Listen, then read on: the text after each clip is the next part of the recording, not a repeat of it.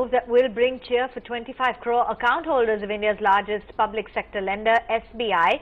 The bank has partially rolled back its penalty charges for non-maintenance of average monthly balance in savings accounts.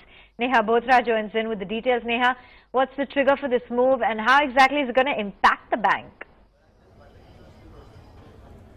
Do you remember last year State Bank of India was under the scanner of all stakeholders after it decided to increase the charges on non-maintenance of the minimum balance requirement. This clearly did stir the hornet's nest, because do you remember that last quarter during the period of about April to November in 2017, State Bank of India had collected nearly 1700 crore rupees by way of charges when non-balance was found as far as the minimum account balance requirement goes.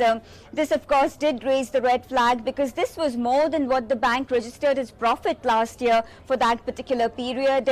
In fact, State Bank of India had also slashed the requirement for the minimum balance from 5,000 to 3,000, but had increased the penalty charges to as much as 100 rupees after finally reducing it a couple of months later. The latest move, however, has had State Bank of India reducing these charges to about 35 rupees from as much as 50 rupees earlier, and as far as the rural centres are concerned, it's come down to as much as 10 rupees from 40 rupees earlier. This is good news, of course, for all the holders of savings bank accounts of State Bank of India's customers, but for State Bank of India, this clearly could prove to be a quarter where they will see less quantum of other income, or a one-off effect that they miraculously saw last quarter not accruing this quarter.